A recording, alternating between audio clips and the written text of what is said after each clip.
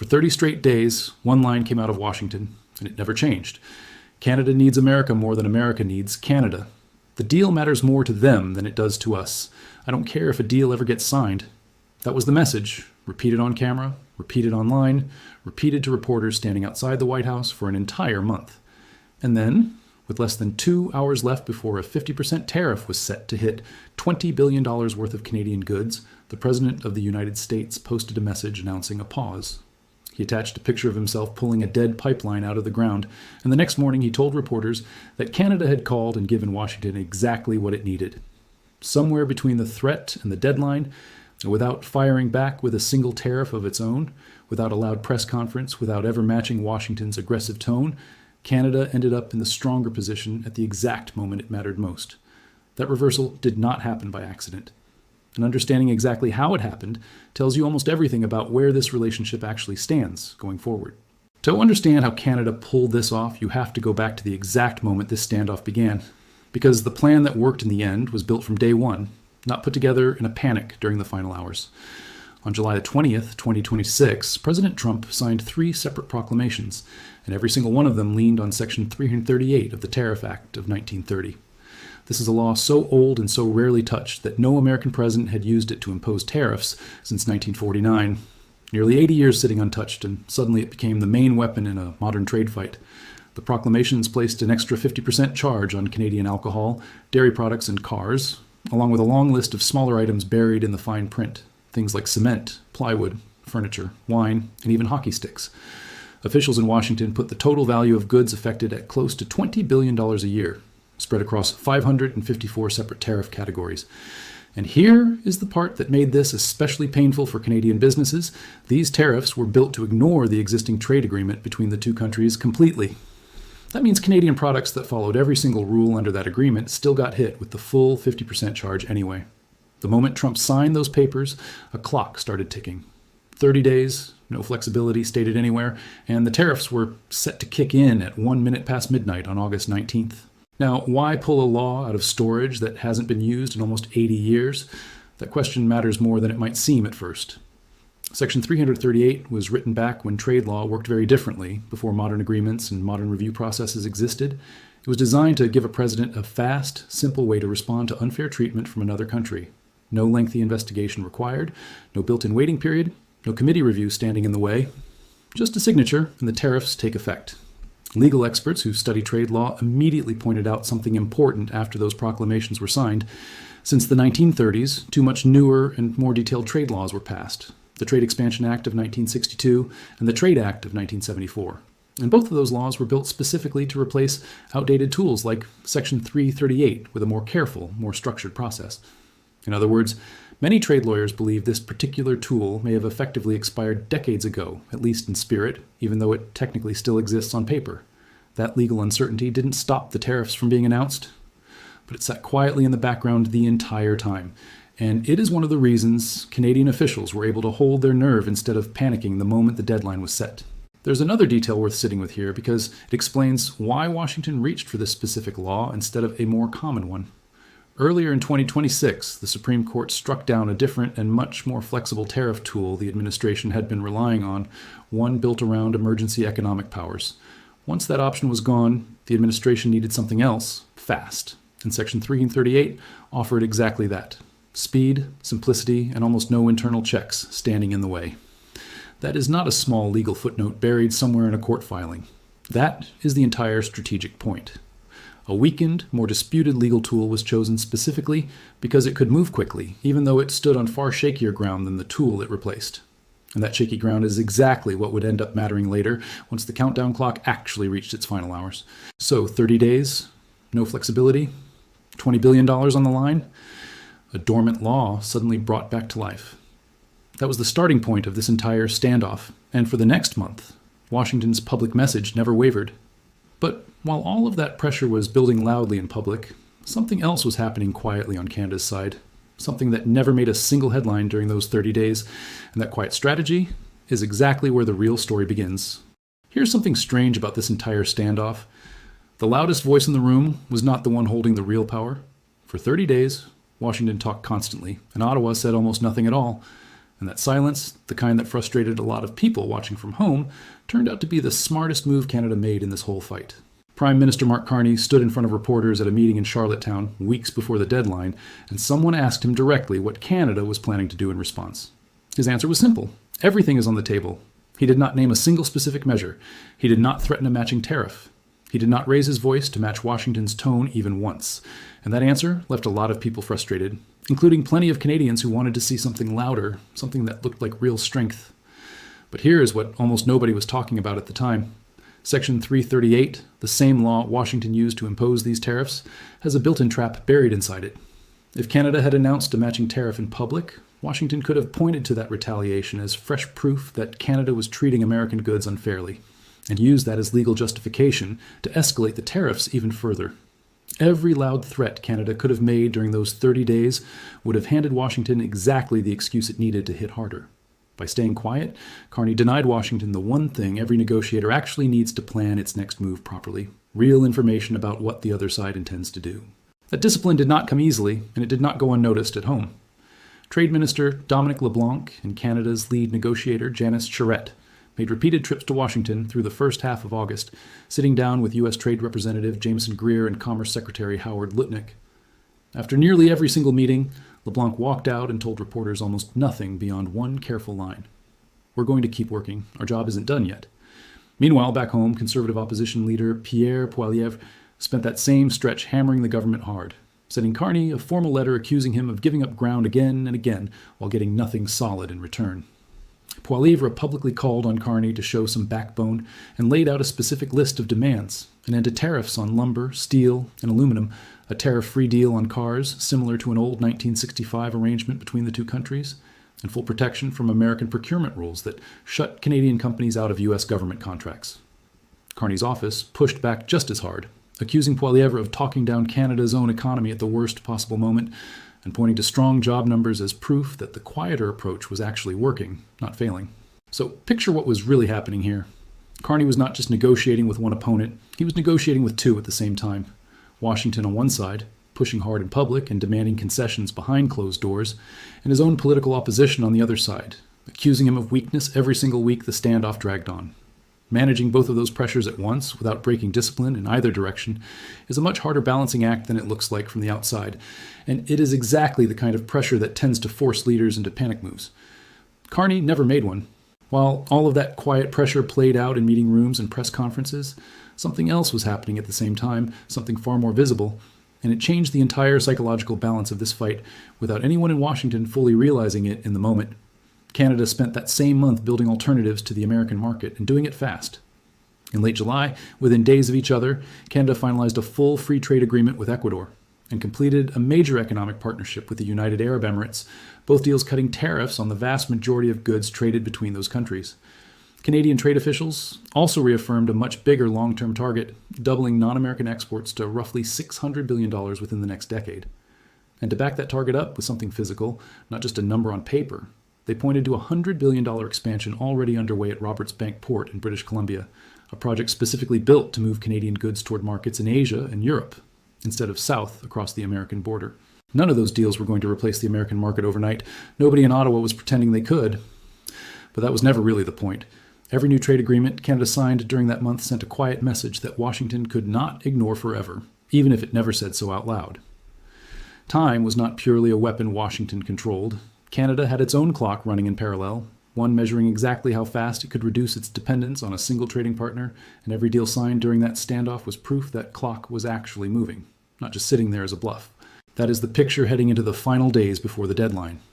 A united, disciplined Canadian government publicly saying almost nothing, while quietly building leverage on two separate fronts at once: domestic political pressure, managed carefully at home, and outside alternatives built quietly abroad. And, on the other side of the border, 30 straight days of a message that never changed. Canada needs us more than we need them. What nobody in Washington seemed to fully account for was just how much quiet groundwork had already been laid before that deadline clock ever got anywhere close to zero. Watch what happens in the final 72 hours of this standoff, because the order these events happened in tells you almost everything about who was actually under more pressure once the clock finally ran down to nothing. On the Sunday before the deadline, LeBlanc and Greer held a virtual meeting that a spokesperson later described as constructive, both sides taking stock of how much progress had actually been made. Carney, who had been traveling abroad the week before, flew back to Canada and spoke to reporters in French, calling the talks delicate and intense. He refused to give away any specifics in public, but he added one phrase that carried more weight than it seemed to at the time. Canada was entering these final hours from a position of strength. Not desperation, not panic, strength. On Monday, LeBlanc and Charette sat down face-to-face with Greer and Lutnick in Washington for what became the longest ministerial meeting of the entire standoff, roughly an hour and 45 minutes. And according to multiple people briefed on what happened in that room, Canadian officials were direct with their American counterparts about one specific risk. If the 50% tariffs actually took effect at the deadline, there would be little political appetite left inside Canada to keep negotiating at all.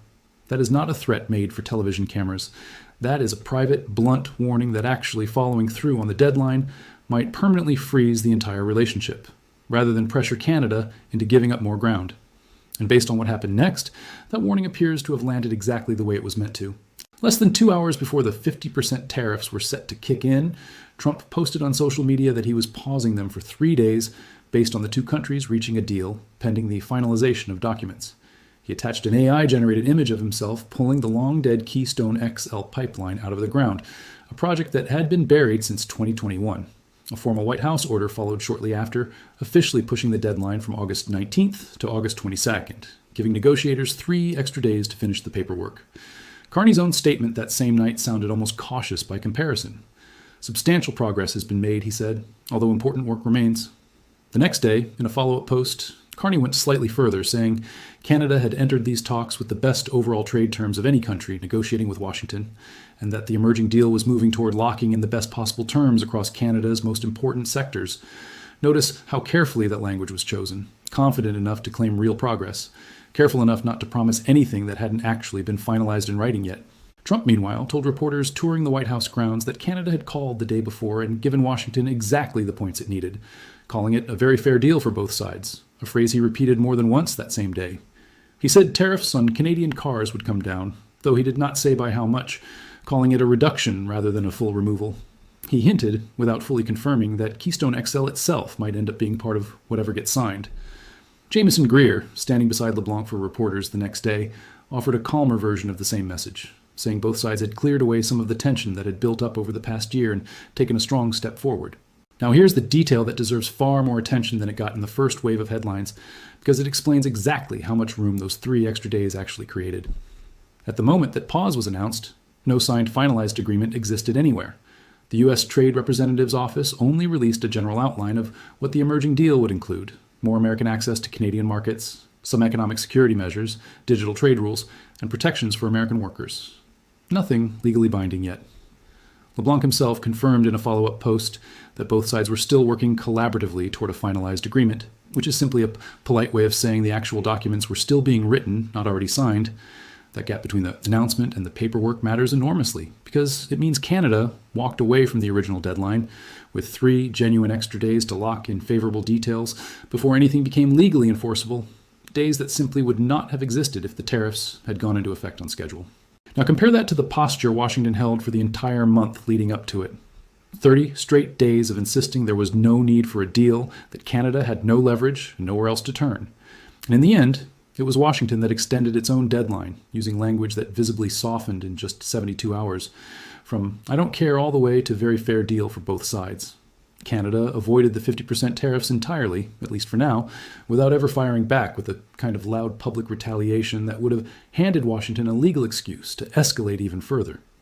Whichever way you want to frame it, Canada turning the tables outright, or Canada simply running out the clock on a deadline Washington itself was never fully ready to enforce, the practical outcome looks the same either way. The side that spent an entire month performing total indifference ended up being the one who moved first once the countdown actually hit 0. There's a detail sitting quietly underneath this entire story that most people missed completely, and once you understand it, the whole standoff starts to look less like a surprise and more like something that was almost bound to happen this way. The law Washington reached for, Section 338, had sat completely untouched for 96 years before this administration pulled it back out, and it only got picked up after the Supreme Court struck down a different, more flexible tariff tool the administration had been relying on earlier in 2026. Trade lawyers flagged the problem almost immediately after the July proclamations were signed. Two much newer trade laws, passed in 1962 and 1974, were built specifically to replace outdated tools exactly like this one with a slower, more structured process, which means the entire tariff threat. Washington spent a month building its confidence around may have been standing on legal ground that was shakier than it looked from the outside. A tariff built on disputed law is a much weaker card to play in a high-stakes negotiation than one built on settled, unquestioned authority.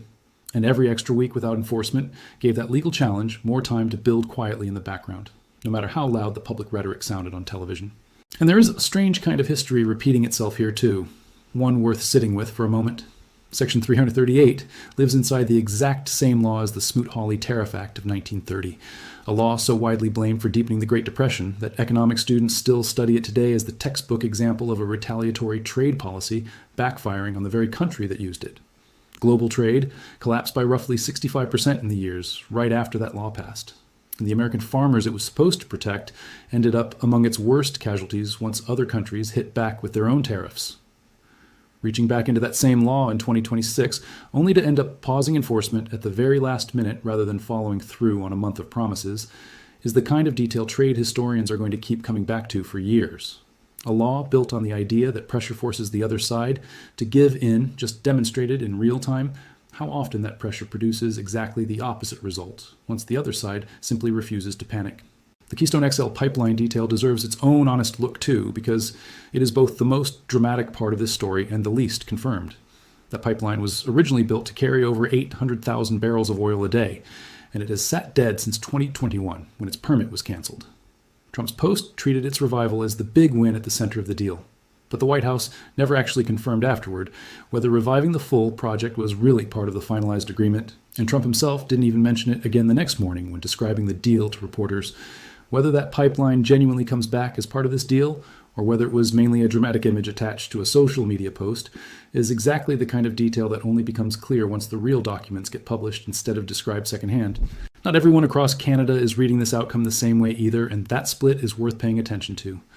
Nova Scotia's premier said he was optimistic, confirming Carney had personally asked provinces to start restocking American alcohol as part of the deal. British Columbia's premier said no single agreement delivers everything, but called the progress substantial. Saskatchewan's premier called the tentative deal good for both countries, but Quebec's trade minister struck a very different tone, saying she simply didn't have enough information yet to judge whether the deal actually served her province and that she needed real answers before taking a position either way. That range of reactions, from confident to cautious, tells you this is not a clean, fully settled outcome yet, no matter how it was announced. There's also something worth being honest about here. Part of what Washington is calling a win actually requires Canada to undo its own earlier retaliation, specifically the alcohol bans 8 provinces put in place after the original tariffs hit. And recent polling shows a majority of Canadians say they still don't plan to buy American products even if those bans get lifted, which means restocking those shelves carries its own political risk at home, regardless of what Washington offers in return. What this moment really proves, no matter how the final paperwork ends up reading, is that the leverage both sides thought they had walking into this fight was wrong, or at least seriously overstated on the American side. A deadline only works as real pressure if the side setting it is actually willing to let the consequences land. And when those consequences finally arrived at the door, it was Washington that reached for an extension, not Canada that reached for surrender. That matters for more than just this one standoff, because it changes how every future deadline in this relationship gets read from now on, and there will be more of them, with trade reviews between these two countries now scheduled all the way out to 2036. A threat that blinks once, when it's actually tested, becomes measurably less believable the next time it gets used. So here's the real question worth asking. Did Canada genuinely flip the script on Washington's trade threat? Or did Trump simply choose the version of the outcome that let both sides walk away publicly claiming they won, at least until the next deadline shows up? Drop your answer in the comments, and if this breakdown helped you understand what actually happened underneath the headlines, share it with someone who only saw the pipeline meme and thought that was the whole story.